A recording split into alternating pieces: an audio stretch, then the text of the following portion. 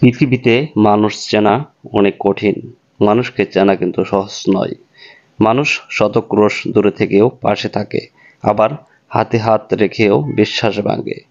মানুষ গভীর ভালোবাসাও গোপন রাখে, আবার প্রতারণার ইচ্ছে নিয়েও অকপটে বলে দেয়, আমি তোমাকে ভালোবাসি। মানুষ থাকবো বলেও হারিয়ে যায়, আবার কেউ চলে যাচ্ছি বলেও বারবার পিছু ফিরে তাকায়। কেউ কেউ আলোর পাশাপাশি অন্ধকারে পাশে থাকে, কেউ আবার ভালো থাকা কেড়ে নিয়ে লিখে দেয় ভালো থেকো। এক চোখে অপেক্ষা, অন্য চোখে শূন্যতা, তবুও বিশ্বাস রাখি। আজ আপনি আপনার প্রিয় মানুষটিকে অবহেলা করে খোঁজ নিলেন না।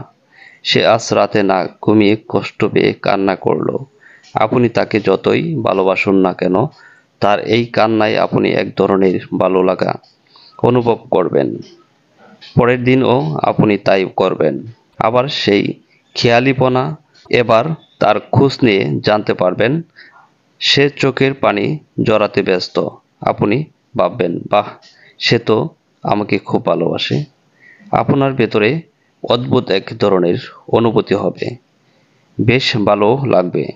আপনি ভাববেন, এভাবে যত বেশি অবহেলা করব, সে আমাকে তত বেশি বেশি ভালোবাসবে।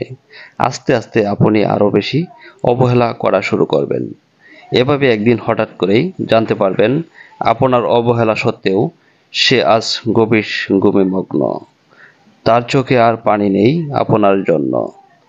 তার মাঝে মাঝে এমন অবস্থা হয় যে তার কিছুই ভালো লাগে না। তার দম আটকে আসে, কারো সাথে কথা বলতে ইচ্ছে করে না, ঘুম আসে না, তার শান্তি লাগে না কোনো কিছুতেই। বুক ভারী হয়ে আসে, কেমন যেন একটা হাঁসফাঁস লাগে মনের মধ্যে। সারাক্ষণ অস্থিরতা কাজ করে, তার মন খুলে হাসতে ইচ্ছে করে না, চোখেও কান্না আসে না।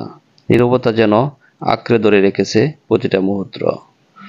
কি করতে ইচ্ছে করে, কি করলে ভালো লাগবে, কিছুই সে বুঝতে পারে না। মন উজাড় করে কাউকে বলতেও পারে না যে আমার ভীষণ খারাপ লাগছে। কাউকে বলতে পারে না যে আমার একটু শান্তির প্রয়োজন, ভীষণ প্রয়োজন। তখন বুকের বাম পাশটা চিনচিনিয়ে উঠবে। আপনার নিজে নিজেকেই প্রশ্ন করবেন, এ কি, আজ সে কাঁদলো না কেন? সে কি আমাকে আর ভালোবাসে না? আপনি নিজেও জানেন না আপনার সেই অবহেলা আপনাকে তার কাছ থেকে কত দূরে সরিয়ে নিয়ে গেছে। আপনার অবহেলায় সে আর কখনোই কাঁদবে না, বরং সে হাসবে।